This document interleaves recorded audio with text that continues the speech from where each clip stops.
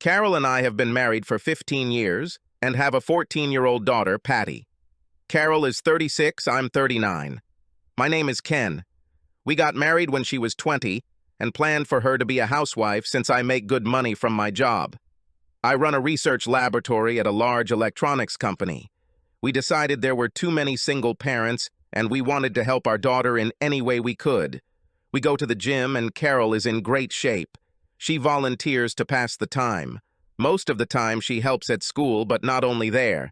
She graduated from a 2-year college because she knew she would get married and didn't think she needed much education. Why spend a lot of her parents' money if she was going to get married and be home most of the time? We have a nice house in the suburbs and we always have parties with our neighbors. There are 2 parties almost every month, and this prevents you from driving drunk. The house is only a couple of blocks away, so it's still safe to drive. At one of the parties, Jake, who owns a couple of bars in town, spent a lot of time with my wife. He was new to our area. He runs an upscale lounge and bar that makes very good money. He took over the bar from his father and opened an upscale lounge as a project he wanted to try, and it went very well. I went over to see what was going on in their group. Jake said, "Ken, I'm trying to hire your wife to work at my restaurant, but I think she's just bargaining for more money. Damn, she's so beautiful. She just needs to walk around with that perfect ass, and I'll pay her a lot of money." Well, Carol isn't a slut at all, unless it's in my bedroom. This is not for the club. This is for the Stardust Lounge, serving behind the bar, meeting people, and just looking nice. And I'll pay her well.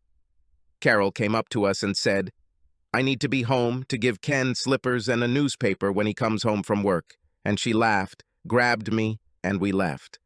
Jake could be heard saying, "Damn, we can work out whatever schedule you want," as we walked away from the group. We went to the snack table they had set up and made a sandwich.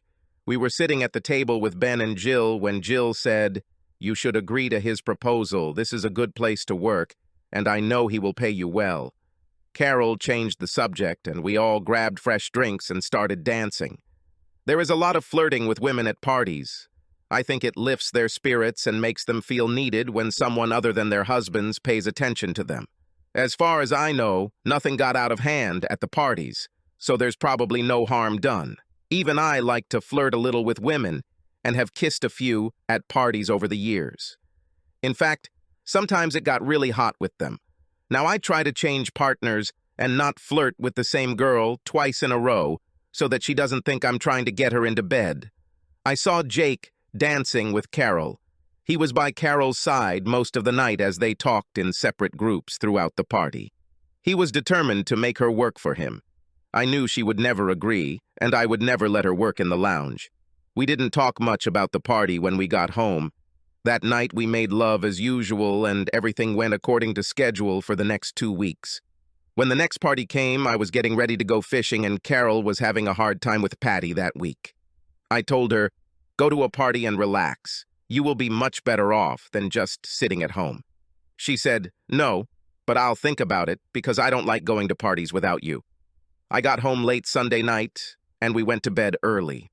I was very tired after fishing all weekend and getting up early, plus all the drinking and being in the sun. Monday night, we went out to dinner with Patty.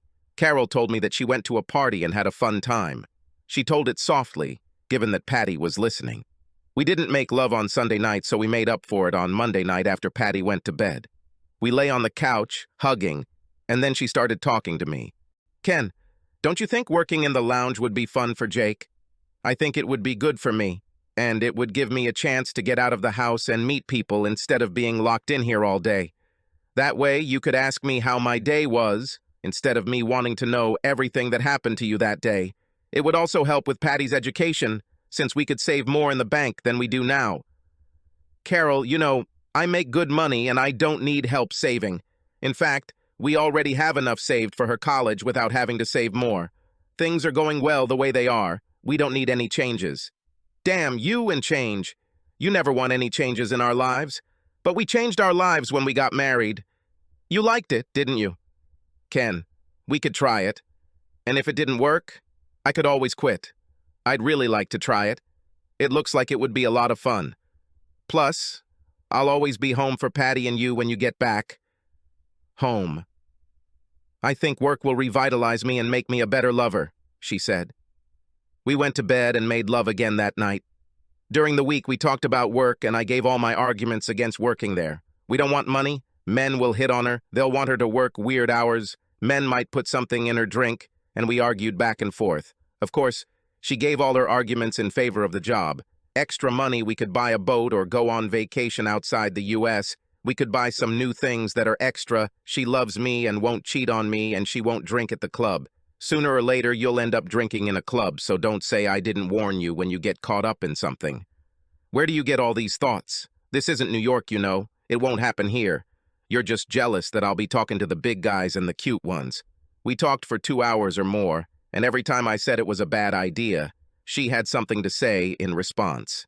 She said, "What it comes down to is that you don't trust me," and then she got angry at me. So it was decided that she would work Tuesday through Friday from 11 a.m. to 3 p.m.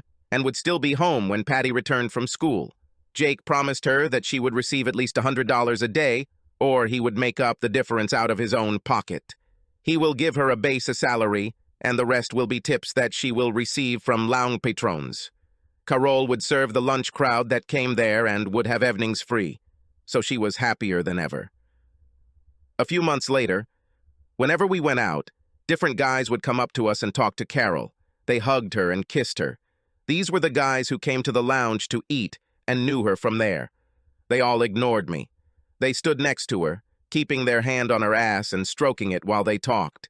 She felt important because many important businessmen knew her and paid attention to her.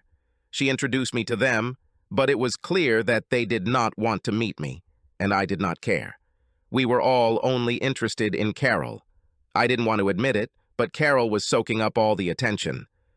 A few months later, at one of our parties, I found out from some of the guys and girls that Jake was with Carol the whole time at the party when I went fishing. He continued to insist that she work.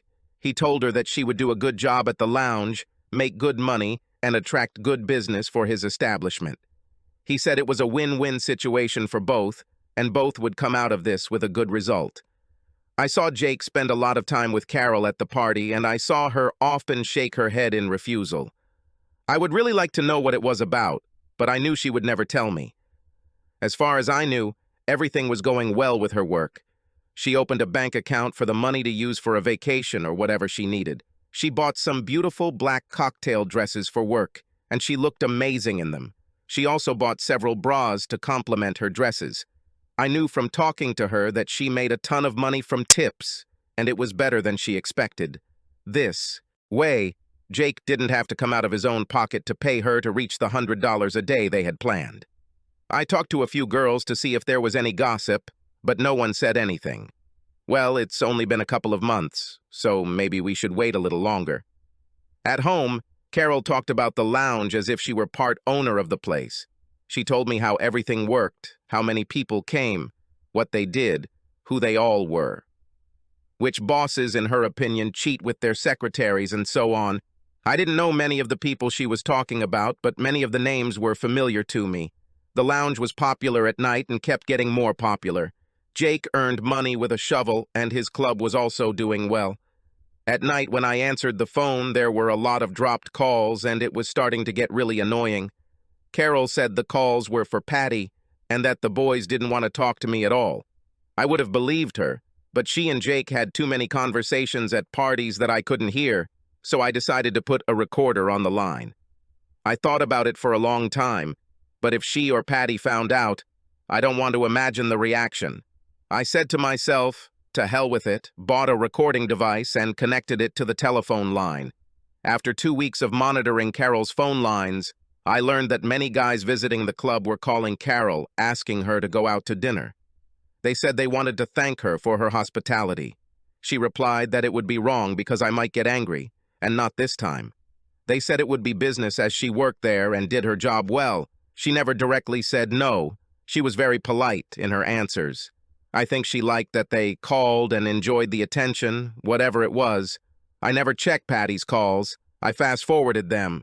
Jake called her every morning just to talk. He laid the groundwork for sex, I think. He kept trying to persuade her to work one night a week at the club so he could replace him and close the club at night. He said that he did not trust this work to anyone else but her. He also asked her to come to the lounge alone in the evening for a drink as a token of appreciation for a job well done. Over time, when he saw that she did not agree to come alone, he invited her to bring a friend, but never told her to come with her husband. She never mentioned me to Jake. She was being sneaky about the whole thing with me, but hadn't tried going out to the lounge alone or with her friends yet until Jill's birthday. She rented a banquet room in the lounge for her party. 12 girls were going to come to the party. Jill was turning 40 and they wanted to surprise her. I heard Jake say that the hall would be provided free of charge, and he even offered a dancer if he didn't perform himself. He said, "I'm afraid that if I take my clothes off in front of you, you'll leave Ken for me." Of course, she laughed at that, but she also chimed in saying, "Well, I'll have to see that thing before I can comment." Then she told him, "There will be 12 girls at the party." Jake told them that the banquet hall had its own restrooms, so they wouldn't have to go to the lounge or dining room at all. There were a lot of jokes, and I'm not sure if they were just jokes or not. Carol was ready to go to the party. She was all dressed up and looked great. She organized a place after work. It was almost 6 now, and she was leaving to finish organizing. They were supposed to eat there, ordering a prime rib roast at 7:30.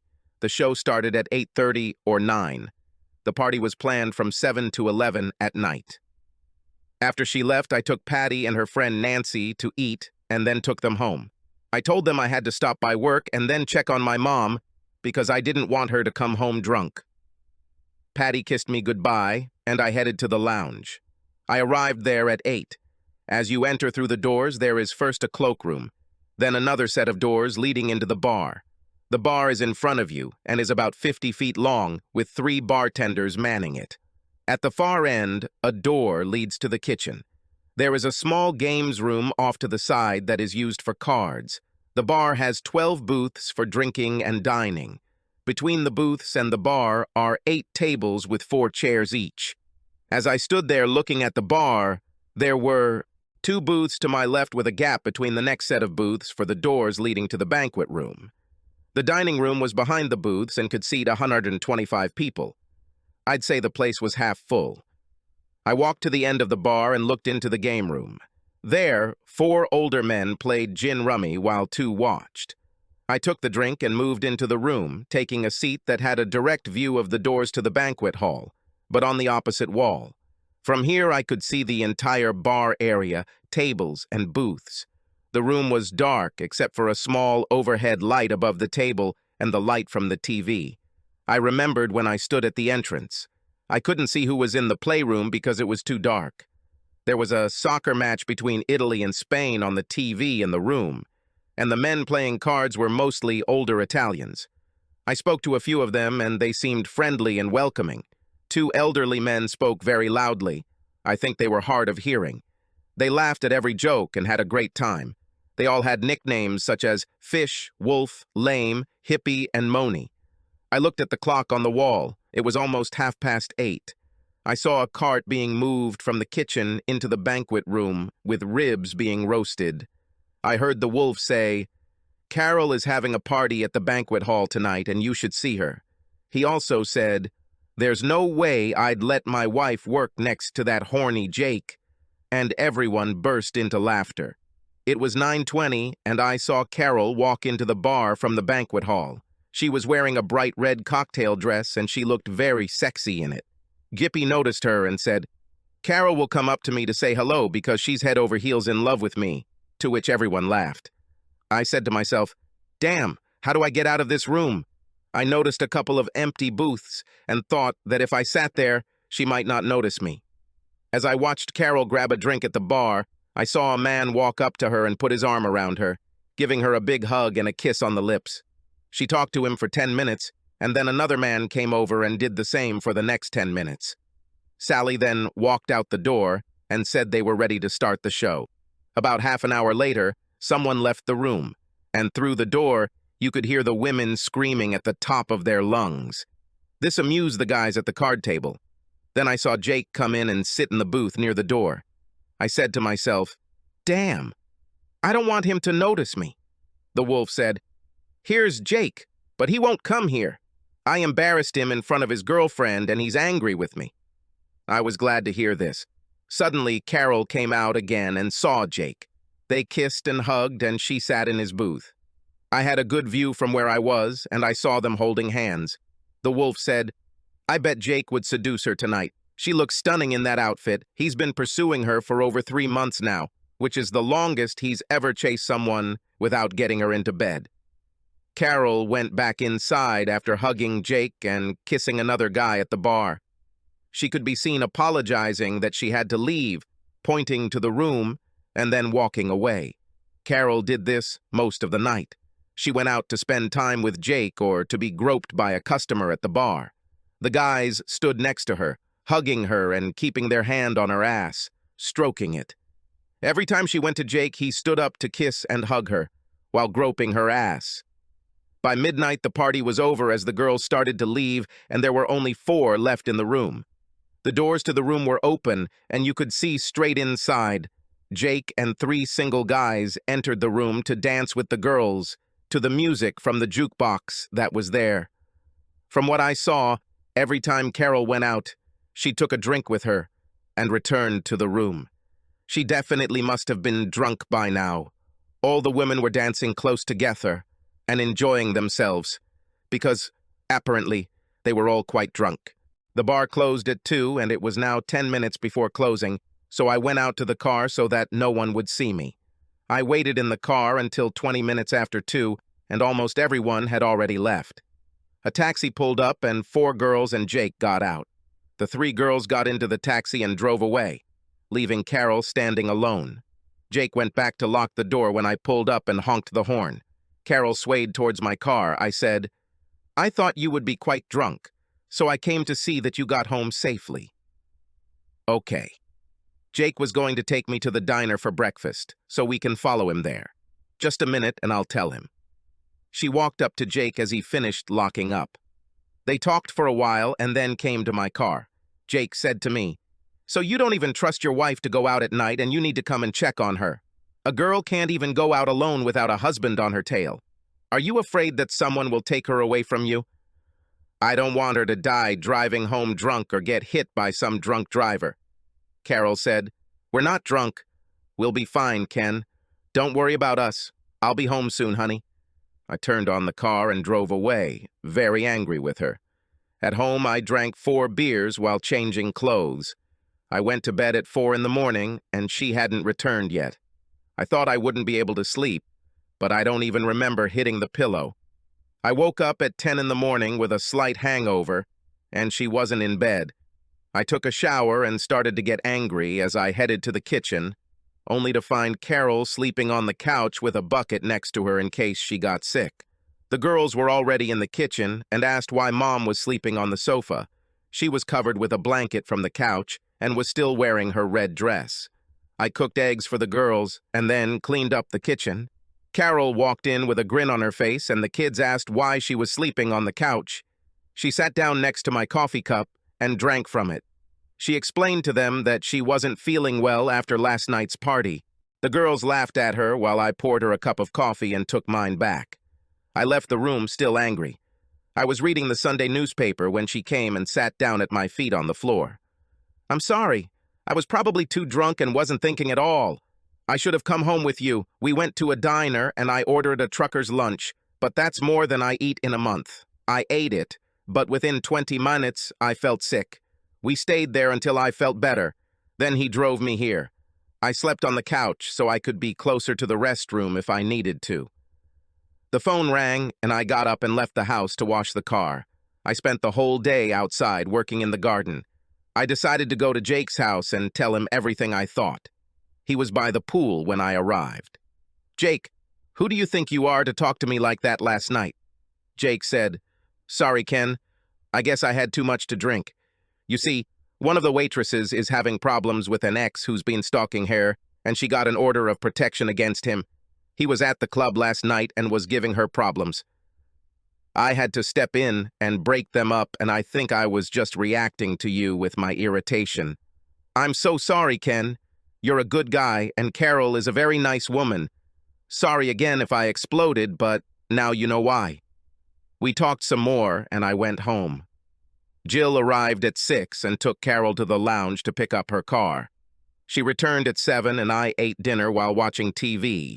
She came in and said she was going to bed. I never spoke to her, and she went into the bedroom. When I went to bed at 11, she was already asleep. I woke up early and didn't wake her, left for work. I couldn't wait to listen to the phone tapes to find out what Jake and her said. That night when I got home, I turned on the tape. Jake immediately started, "What the hell did he think he was doing, following you and checking your every move? I saw him sitting in the parking lot all night, just waiting to see if you'd leave with someone. I should have called him out." Police. We're in 2004, not the 30s. It's called harassing women, what he does. Women have rights, work, and control their bodies. Hell, if you wanted to work for me full-time, I'd pay, you're about 60,000, which is more than a lot of guys make. I don't understand why some guys abuse their wives so much and try to control them so much. Carol started to defend me, but then Jake told her a bunch of other crap and she soon started agreeing with him. I didn't know if she was doing this to smooth things over with her boss or if she believed him. I think I'll find out when I talk to her. But I didn't talk to her. Damn, what a mess I've gotten myself into. I went upstairs and Carol and Patty came home from school. I said hello to Patty but didn't say anything to Carol. She just ignored me while I ignored her. I had a beer and went to watch TV. She announced that dinner was ready and we ate, talking only to Patty, without saying a word to each other. Patty washed the dishes while Carol cleaned the kitchen, and then Patty went to visit a friend. I turned on the computer and checked my email and news. Half an hour later, I was on the webcam site checking out the girls when I saw Carol sitting on the couch watching me. I looked at her but didn't say anything, and after a while she started talking. "Perhaps you need another woman whom you can order and control. Can you find one on your site?" She knew how to piss a guy off to the limit. "What the hell are you talking about?" Carol said, "I think we need to be apart for a while. I'm going to go see my sister for a few days. I don't know when I'll be back or if I'll be back at all." I turned and stared at her. Then I turned off the computer and went for a walk. I needed to leave the house, otherwise I would have taken it out on her. What I should have done was go to Jakey's house and rip his head off and then shove it up his ass. When I returned home an hour later, her car was gone, and there was a note on the table for Patty to call her mother at Aunt Alice's house. When Patty called, her mom said she would pick her up from school and stay with her sister for a few days. Patty went to bed and I grabbed a beer. I sat thinking.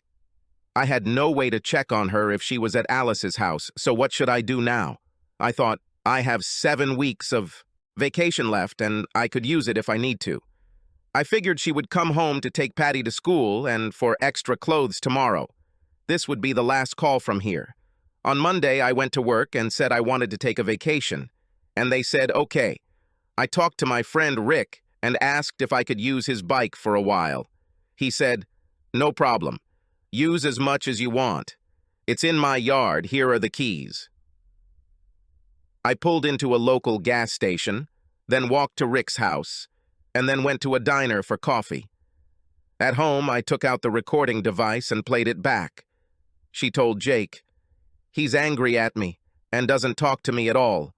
I got angry and decided that we need time away from each other for a while, so I'm staying with my sister.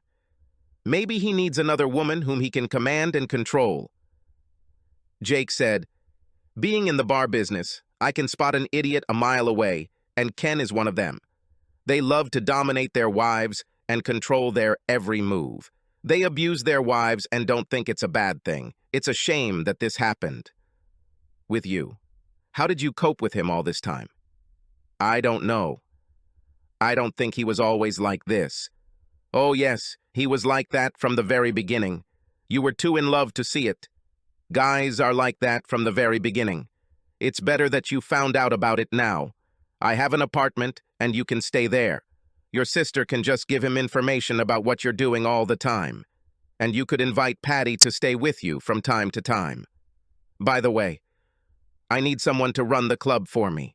The manager is going on vacation, and I need someone who I can trust to collect the proceeds and put them in the bank so I don't get ripped off too much. I don't have someone I could trust, and I'll pay you a good salary for it.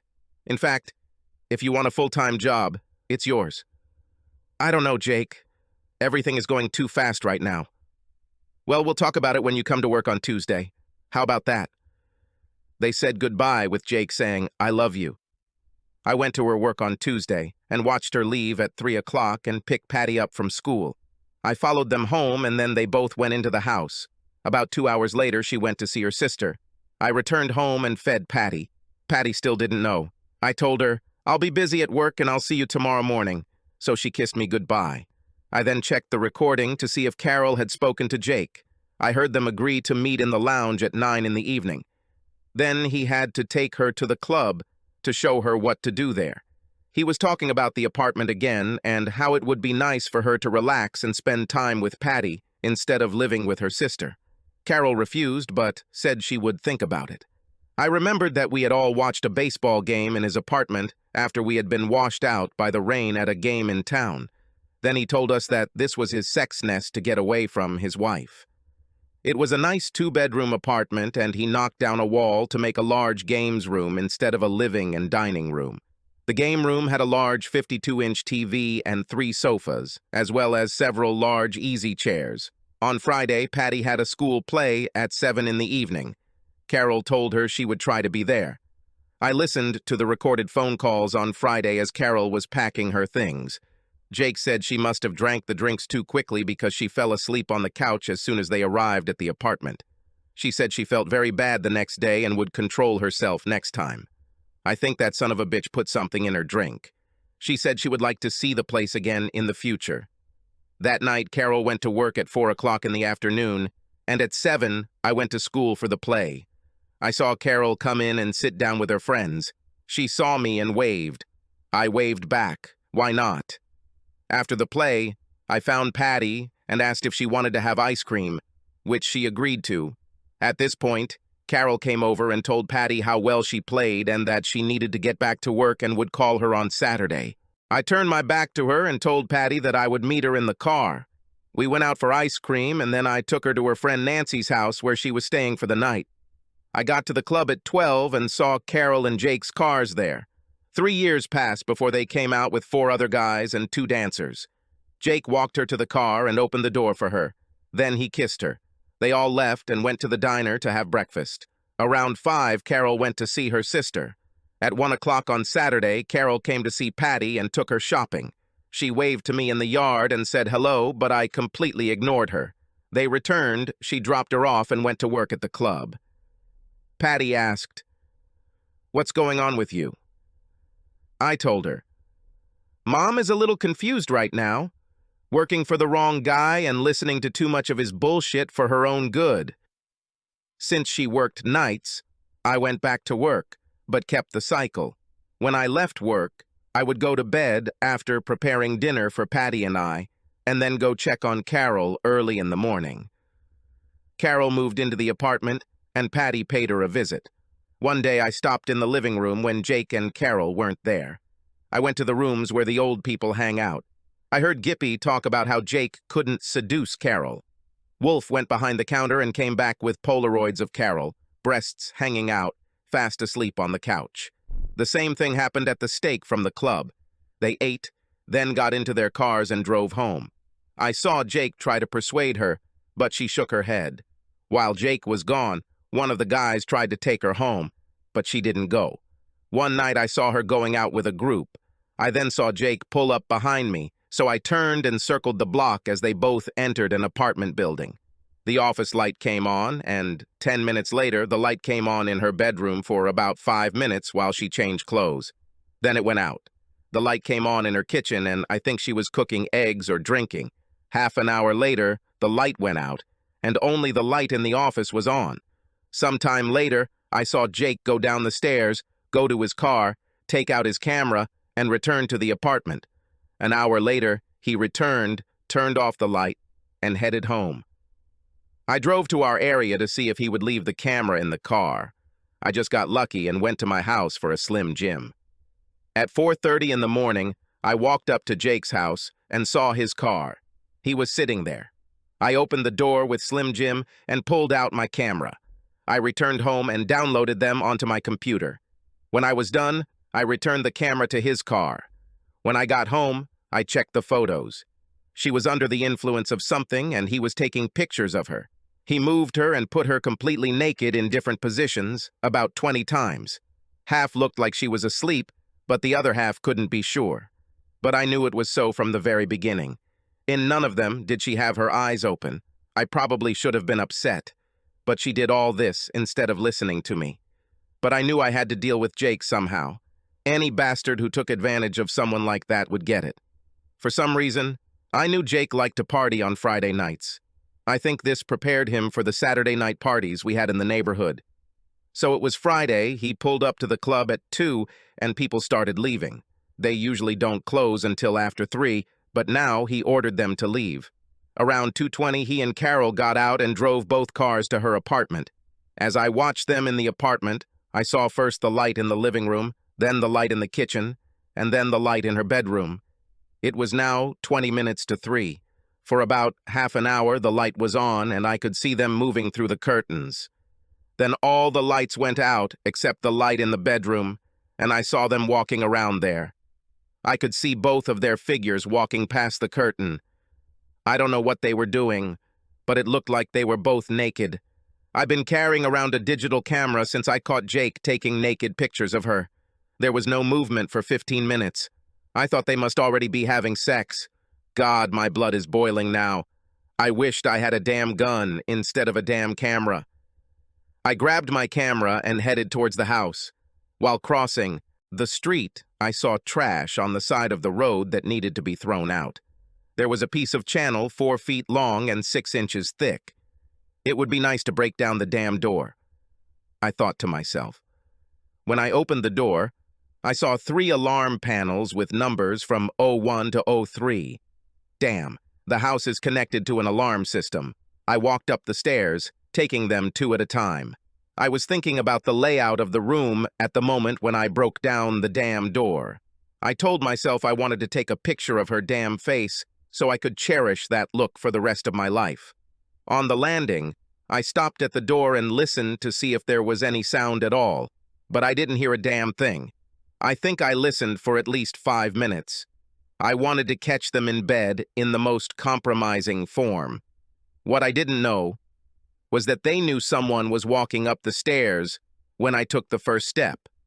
Jake dialed 911 and talked to them while I was on the top landing, listening to the sounds of sex. The police were already on their way. I hit the door twice with a piece of angle steel, and it opened as if a truck had driven into it. I headed towards the bedroom and saw light coming from under the door. When I opened it, Jackie was standing there in shorts, talking on the phone with the 911 operator. She was standing there in her one-piece swimsuit, holding a paint roller. They painted this damn apartment together. There was a roller on the floor and 2 brushes in a container. I took a photo, but I should have taken a photo of my own face, not hers. Guess who looked stupid now? I walked towards Jake, and he threw the phone away with his left hand, and in his right he had a flashlight with 3 batteries which he waved in my direction. It hit my left wrist as I raised it to defend myself. My wrist was broken, but I didn't know it at the time. I grabbed him with my left hand and threw him onto the bed. I hit him 3 times when everything went dark for me. The police rushed in and attacked me from behind. They had me cuffed in seconds. They hit me with their batons, so I don't remember much except the doctor saying it was broken and they would put a cast on while I was handcuffed to the bed with my right arm. They examined my head and said I was fine, and the cops could take me back to jail. They said I have the right to call if I want. Who would I call? My 14-year-old daughter. I stayed in prison thinking about what a damn mess I had made of this. Jake's lawyer came to my cell to talk. He informed me that Carol had an order of protection against me and I should not go near her. I needed to stay 300 yards away from her. He informed me that if I wanted this to go away, I needed to sign a legal document stating that I would not contest the divorce from Carol. I was charged with assault and trespassing. I signed it, and half an hour later, I was released with a cast on my arm.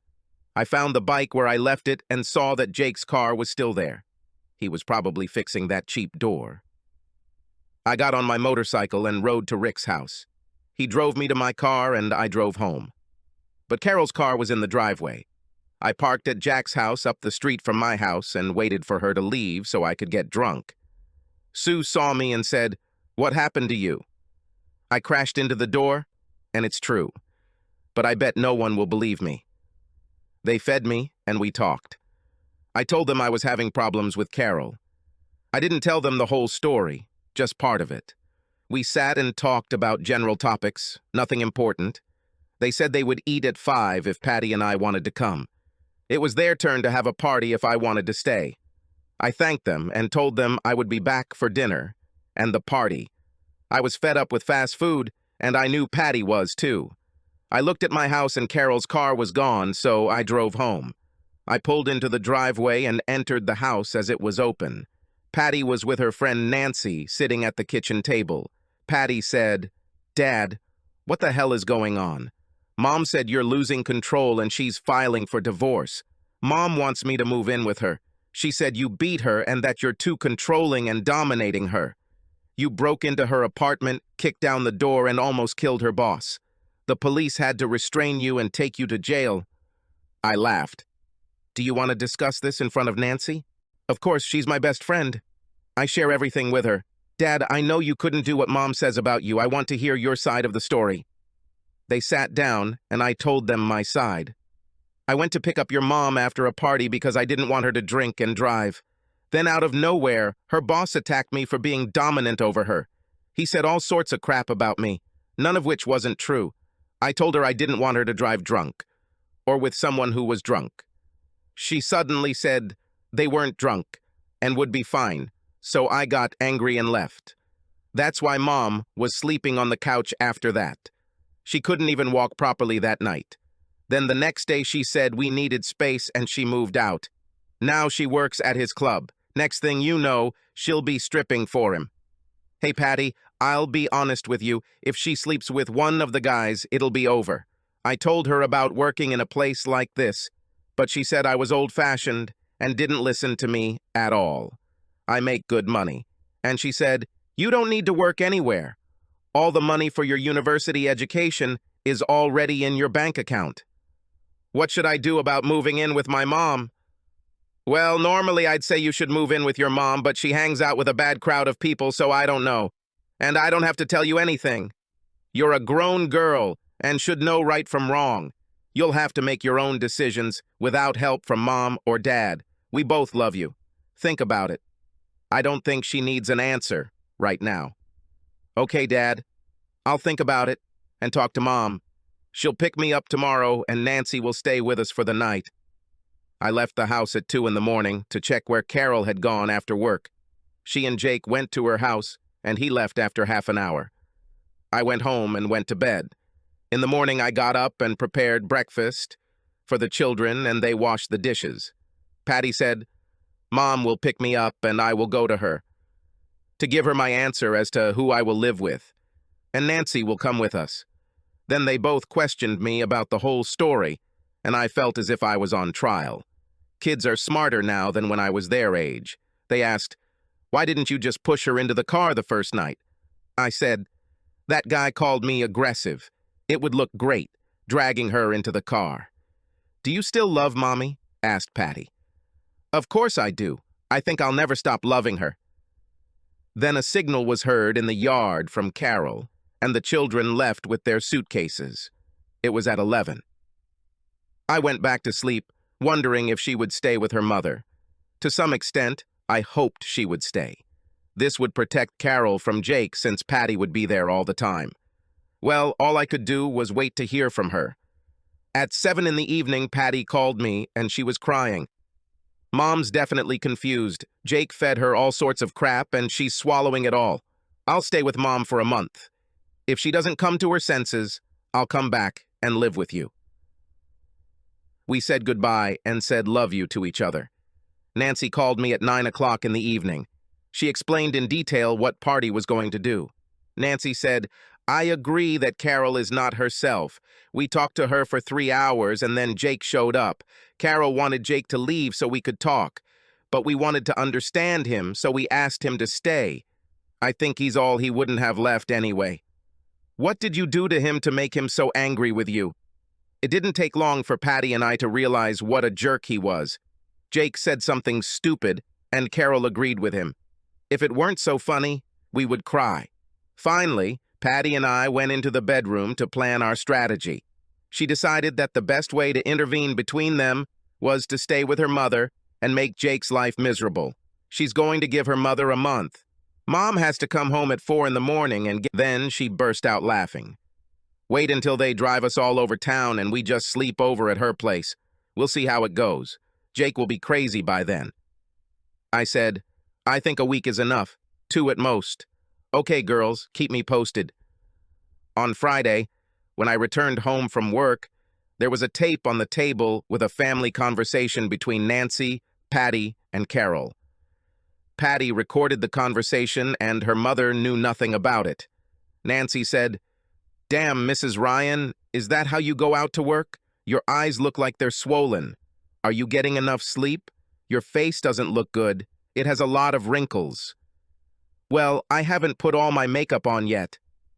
"Mom, when Dad was at the bar, why didn't you go home with him instead of going with Jake?" "Well, he left before I could ask him to come with us." "You didn't tell Dad that you weren't drunk and you'd be fine going with Jake." "Yes, but we weren't drunk." "Why were you sleeping on the couch then?" "Probably bad food." The kids laughed like crazy at this. "Damn it, why did you even go? You were drunk and Jakey was drunk and you went with him. Why didn't you just go with Dad, damn it?" She got angry and said, "Well, he followed me like I couldn't take care of myself. He waited in the parking lot for us to get out so he could humiliate me." "Mom, Dad was home with us all night. He left at 2 to pick you up. He didn't want you to drive drunk. Looks like it's Jake talking, not you, Mom. Don't lie to me, Mom, if you want me to tell you the truth all the time. I have to go to work. See you guys in the morning." Patty and Nancy stayed at my house all day Sunday because Carol was going to get some sleep. They told me, "We bully Jake and he doesn't know the difference. Old people are funny people. We set the alarm for the night so one of us will wake up when she comes home with Jake for breakfast, and then we complain that Jake woke us up with a loud voice. Then, once we wake up, we stay with them until Jake leaves before heading back to bed. Jake keeps telling us to go to bed, but we don't, and then he leaves." Patty said, "I know you can't come to terms with what's going on, and next Saturday night I'll tell Mom to give it up. I'm coming home, Dad," and hugged me and Nancy tightly. Patty said, "I'll tape it and give you a copy." The following Saturday, the children put the plan into action. When Carol and Jake arrived at 3 in the morning, they listened to them and gave them time to eat and wash the dishes. Jake then played some soft music on the CD player as they sat on the couch. The kids made their way down the hallway until they saw them sitting on the couch, hugging each other. They waited until it got hot, and Jake took off her shirt and bra. They didn't know how far he had gone because they couldn't see them well, because the lights were off and only the street light was shining. Nancy turned on the light when they were in full swing. What a fight it was. Jake fell face down with his pants down around his ankles. Carol couldn't find the shirt, and when she did, it was turned inside out, and the bra was lying on the coffee table. Jake was on his knees and trying to pull up his pants, which was impossible to do in this position. The girls gave them the school chants they do at ball games and said it was supposed to wake up the whole block. "Sorry, Mom. We thought there was a burglar in the house. We didn't know it was you two." Each of the girls had a lacrosse stick in their hands. Mom put her blouse on inside out, and she had a hard time with it. "Mom, you guys scared the crap out of us. My heart is racing." Carol couldn't button her blouse because the buttons were on the inside of the blouse. So she pressed her hands to her chest as if no one could see or notice them. Carol said, "Well, it's just us, honey." Jake wasn't all that friendly, standing there with a piece of his underwear hanging out of his fly and no shirt. "Why the hell are you kids awake at this time of night? Get out of here and go to bed where you belong," Jake shouted. The girls started crying at the tone of his voice and his language. Patty said, "Crying.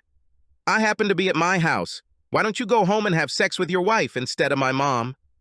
Carol said, "Now, kids, let's calm down and talk about this. Mom, I'm going home to Dad. I won't stay here, and I won't tolerate this anymore. I'm tired of all of Jake's bullshit about Dad and his lies. I'm leaving before I start to believe his words. I just can't take it anymore. I'm sick of it. Dad never lied or told the kind of dirty truth that Jake puts out through his lying teeth. Dad is twice as big as Jake will ever be. It all started simply because he loved you enough to make sure you got home safely after a party. And then Jake spread all his rumors about Dad, and you immediately believed him. Jake said, 'I've never lied.' You said he was checking on Mom in the parking lot all night, when in fact he was home with me. I did not say that. I said he probably sat in the parking lot all night. You said, 'He insulted my mother.' Well, that's how it was. He left it in the parking lot, and I had to take it home. He didn't care about her. Mom told him she wasn't drunk, and you guys told him you'd be fine. Mom said, 'Don't worry about you two, you'll be home soon.' Carol said, 'What does that mean? I'll go with him and I'll be fine. See you in a little while.' Go home? I'll go with him. I prefer to be with him. That's what it means," Patty said. "If I were Dad, I would get out of the car and force you into the car. But Dad is not like that." "Oh, yeah? Then why did he break in here?" Jake said. "Maybe he thought you were trying to have sex with his wife like you were planning to do tonight, from what I saw. If you two made less noise, you'd already be hitting in the process. I'm going to Dad's house." "Not today, it's too late," Carol said. "We'll be safer there than here." Nancy left the room to go to the bedroom and call 911. She told them she wanted to go home to her father who had custody of her, and her mother was drunk and they were fighting too much and she wouldn't let her leave. Patty headed for the door, but Jake stopped her. She told him, "Don't ever touch me with your dirty hands." They argued back and forth for several minutes. Carol then climbed in and there were screams as the alarm went off as police came up the stairs following the 911 call Nancy made. Jake took his gun from the shelf and said, "I'll take care of it for good this time," thinking it was Carol's husband. The police introduced themselves and then entered the room. Nancy joined Patty, and they began to cry. Jake said, "What the hell are you cops doing here? Leave." At this point, Patty said, "You better do what he says. He has a gun, and he'll use it." It was a blur, and they grabbed Jake, handcuffed him, and took his gun. The cops asked Patty what she wanted, and she said she wanted to go home to her dad. Carol said, "I'll take you home." And Patty said, "No, Mom, you're too drunk. I don't want you to drive." The policeman said, "I smell booze on you, lady. And the guy is drunk, with a gun, and a stolen one. We'll call my husband to come and pick up the children." "Have you ever been stopped by the police, lady?" "No." "Whatever you say, lady, do you mind putting on decent clothes and buttoning them up? Are you having sex in front of minors?" That was the entire recording as it ended. I got there when Jake was being put into a paddy wagon and he drove off. The policeman let the children down, and we went to our house, and the children sang songs all the way. When we arrived, they played the tape for me. I told them, "I will never make you guys angry." I complimented the children on what a great job they did. I made them breakfast, and the kids went to bed to catch up on lost sleep. I cleaned myself up, read the newspaper, and then listened to the recording again. It was 7 when Carol pulled into the driveway. I turned off the recording and woke up the children as they wanted to get up when she arrived. I watched her enter. She didn't look like the sexy girl who came out of the house a few months ago. Carol sat at the kitchen table with the girls, and I served her a cup of coffee. Patty said, "Mom, should you be driving? Are you sober enough to drive?" "Ken, can you send the kids to their room?" Carol said. "That's not what I do in this house," I replied. "Patty, are you sure you want to stay with your dad and not me?" "I'm sure, Mom. I just can't get along with your friends that you go to breakfast with. And I don't like Jake at all. I can't sleep when you come and kiss in front of our eyes. No, Mom, I'll stay with Dad. I'm sure Daddy would take his girls to the bedroom to have sex with the door closed, not in plain sight." "Well, I guess you're going to have to live with me, girl, and there's no way you can get out of this." Patty said, "Well, I guess you have another guess, Mom, because there's no way Dad is going to let me get back with you." Carol said, I guess I should pack up my things and move then, because I won't be without you two. Or should I say 3, Nancy? Nancy jumped out. Has anyone asked Ken if he accepts boarders? Of course, we have a spare bedroom which only has a sewing machine and a bed that takes up all the space. Heck, the price will be right too. Of course, you must have references and male guests are not allowed, I said. Not right now, I don't think I have many friends. Daddy will do it as I say, don't worry, Mom. Let's go get your things, Patty said. They went to the apartment to get her things and made 3 trips. When they returned, I prepared the spare room. She had no choice but to put her things there. I told her, there is a bathroom down the hall that you and Patty will share. She said, it's okay, Patty is my favorite. And they hugged and cried. 3 girls were working in her room. I relaxed at the computer. It was difficult to type with one hand. At 10, after Patty had gone to bed, Carol came in and sat down on the sofa. She said, your beer is good, can I have one? I said, the house is yours, except for the master bedroom and master bathroom. They belong to me, but anything else, help yourself. She got up, brought us both beers, and sat down next to me. How much will the room cost me?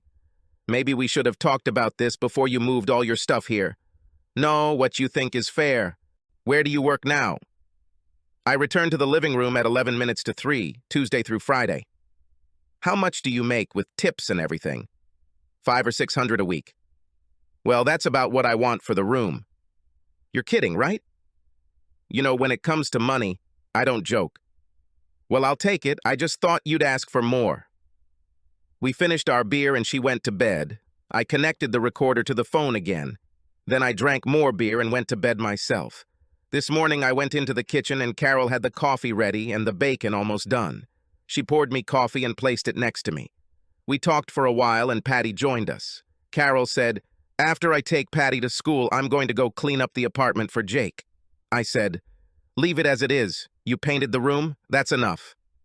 Carol asked, how's your wrist? It hurts like hell. I try not to use it too much. I got to work and wondered if she had gone to clean up.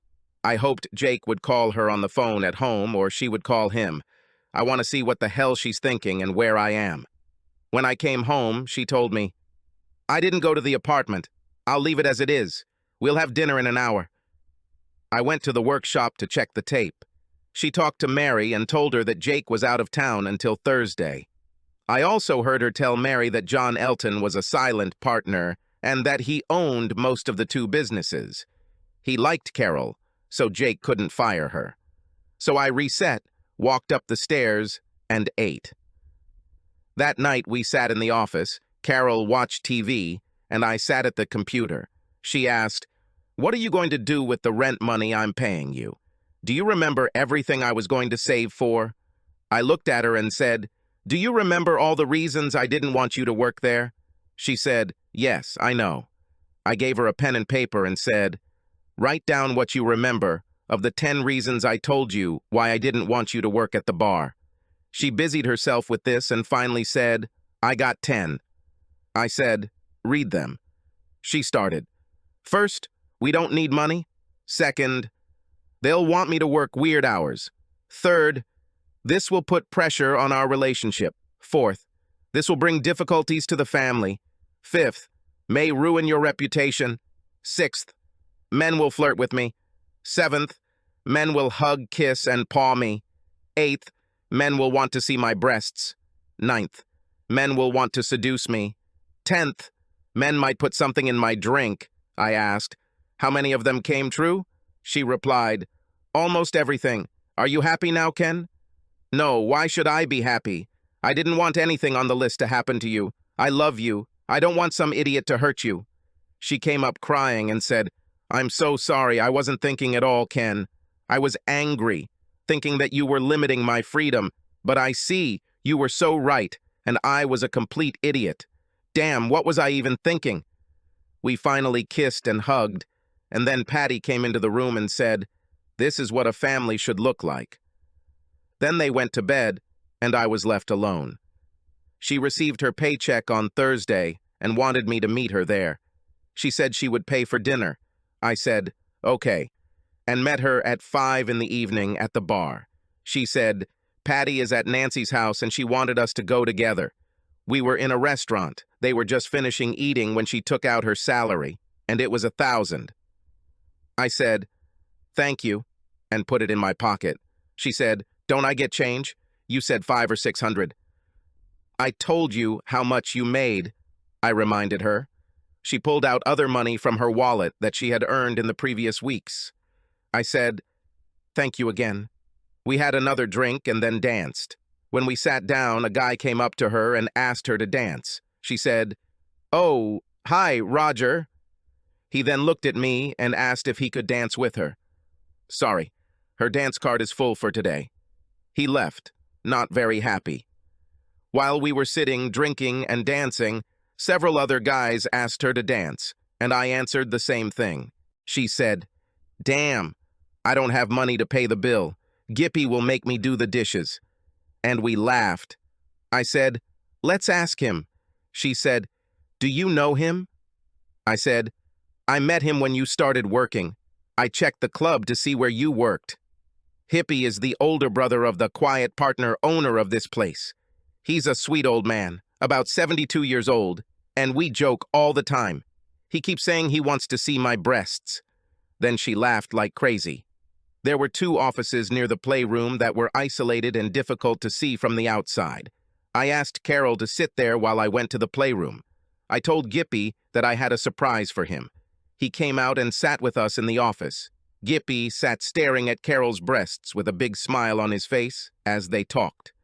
I said to Gippy, "I told the young lady how much you love her and want to see her breasts. So I told her that you have a nice photo that you always carry with you. Do you still have that photo?" He smiled, saying, "I keep it in my shirt pocket right above my heart." "Do you think you'd like to show her the photo if she gave you a good view of the real ones, Hippie?" Gippy took out the photograph and handed it to her. When she saw her half-naked body with her breasts exposed, her face changed. She apparently recognized the dress and the sofa she was on. "That bastard! How did you get it, Hippie?" And he told her the whole story. Gippy saw the expression on her face and said, "You're not mad at me for having a picture of you, are you? As you know, I didn't take that picture. I just love you and wanted to see your breasts. I'm sorry if I offended you, Miss Carol." "No, she loves you too, Gippy, and she came to show you the real thing," I said. Carol looked at me and smiled for the first time when she saw the photo. She lowered her dress and showed Gippy her breasts. He let out a fake scream, and Carol quickly pulled the dress back up before anyone could look. Gippy told her, "Keep the photo. Now that I've seen the real thing, it doesn't mean anything." We walked out, and Carol had a smile on her face. She talked to, hugged, and kissed several guys. She got into my car and told me, "Drive. I'm too upset to drive," and then started crying. She was almost done crying when I pulled into the driveway. I said, "I wonder what other photographs he has." I don't think she realized that there were probably other photos in addition to this one. She started crying again. Patty saw that she was crying and hugged her. I left the room so they could talk in private. When I got home from work on Friday, I wanted to check the recorder to see if Jake had called her. They were in Patty's room with Nancy looking at the school yearbook and told me dinner would be in an hour, so I headed down to the basement. I listened to half an hour of conversation between them. Jake wanted her to meet him at his apartment to have sex, and Carol told him no way. She told him, "I'm back with Ken, and I'm not going out with you anymore. Go to hell." Jake told her, "I have pictures of us having fun, and if you don't come, I'll show them to Ken. I'll put them on the internet and pass them around town if you don't meet me. Be here at 10, and hung up. She cried when she hung up. Carol invited me to dinner, and she didn't look good. I hugged her and told her to cheer up, that we would get through this. She looked at me in surprise as if asking, "What are you talking about?" We washed the dishes and watched the news on TV. After that, I told her to change, because we were going out for a couple of drinks. We went to the bar and Jake was there, but behind the bar, arranging bottles of wine. We were seated at a table and our order was taken. I looked around and saw John Elton sitting at the table with his wife. As soon as he saw my wife, he waved to her and asked his wife to wave. Later, he sent a bottle of wine to our table. Carol said, "That was nice of him." I said, "I'm going to go thank him for this." I walked up to his desk and introduced myself to him. I thanked him for the wine. He explained, "I dine here at lunchtime and enjoy the company of your wife." I said, "Mr. Elton, can I speak to you privately in Jake's office, please?" "Sorry, you have to come to my law office. I don't do business outside of it. I think you should listen to me as this concerns my wife, Carol, and your business here." His wife said, "Go talk to him, honey." He stood up and we went to Jake's office. As he closed the door, I said, "I don't want Jake to come in." So he locked the door. I quickly explained the situation to him. I said, "Jake made a move on my wife, and when she refused, he drugged her and took nude photos of her. Now he's trying to blackmail her," and showed him some photos. I said, "I know you half own these 2 places with Jake. Can you do something about it?" John said, "He doesn't own anything. His father lost it all in gambling. I own everything. He works for me on commission, and what he stole from me. I arranged it out of sympathy for his father and gave it to his house and cars. Is he doing this to me? Girls, illegal substances, and blackmail? Don't worry about anything. I'll handle it, and thank you for letting me know about your problem." I returned to our table, and he stayed in the office for about an hour and a half, and then joined his wife. Later, they came and sat at our table, asking if we minded if they joined us. He apologized to Carol and said, "I've worked it out." The orchestra played, and we all got up to dance. After a while, he asked, "Do you mind if I dance with your wife because there is no music here at lunchtime?" I told him, "Of course, I would be happy to dance with your wife." I saw Jake being led out of the bar by 2 large guys. He tried to break free. We left with John and his wife at midnight and drove home. I told Carol what happened. She was glad he didn't own the business and said, "I'll quit anyway." She asked me, "What did you do with the money?" I told her, "I gave them to the church." She said, "I would do the same." 3 months after she returned home, we were having dinner at a restaurant. When we got home, Patty was asleep. We settled down on the couch to drink beer and talk. Carol said, "I'm so sorry for all the trouble I caused. I actually believed what Jake was saying. I don't know where I got that idea from. I think what you said about work and about all the things that could happen to me were on my mind. I thought you were stupid because I knew I could handle everything you said, but I was wrong. I fell into his trap. I said you fell face first into it." Carol said, "I was ready to leave with you when you came to pick me up from the club, but then I talked to Jake. What he said about you being afraid of being taken away made me angry, but I knew that I could handle anyone, so I went with him. Then a lot of other guys gave me a lot of attention. It made me feel important. I was over the moon that everyone wanted to date me and ask me out to dinner. I didn't think for a minute that they just wanted to get me into bed. I really thought you were trying to limit my freedom." I said, "I never reprimanded you about working there until you left home to be with your sister." Even when the girls moved in with me, my mind was clouded. I didn't see the truth until the girls turned on the lights. I felt so small being in that position with him. I didn't even have anything on my upper body. I found my shirt, and when I found it, it didn't fit right. It was inside out, and I couldn't button it, so I just held it towards me so my breasts wouldn't show. I told her, "I wish I had seen this." Jake was falling all over the place, tripping over his pants and boxers. The girls were screaming loud enough to wake the dead. I think that's what woke me up to everything. Thank God the girls were there. Otherwise, I would have had sex with him that night. You probably hate me now. After all, you told me all this, as if you could foresee the future. Darling, if you ever come back to me, I will never doubt you as long as I live. I don't want to live without you. I find it hard to believe after what I just did to you." She sat there and continued to cry. Thank God for Patty and Nancy. If it weren't for them, I might never have seen the light of day. I hate to think what they think about me. How can I protect her from boys if I can't control my life? I don't know if she'll ever listen to me again. Carol, the kids love you and just want you to come home. They will never stop loving you, and I will never stop loving you. They will always come to you for advice. You are their mother, and their mother takes care of their family. I think deep down I know they'll love me, but I can't even do the right thing for myself. My mind was clouded by the greed for the bar group to like me more. We hugged and kissed on the couch, and I told her she could go back to the bedroom. It's been 5 years since the incident. Patty is in college, and everything is fine with us. Subscribe to our channel so that your second chaff doesn't cheat on you, and go ahead and listen to the next story, because this story is nothing compared to the next one. If you're under 18, don't even think about listening to the next one.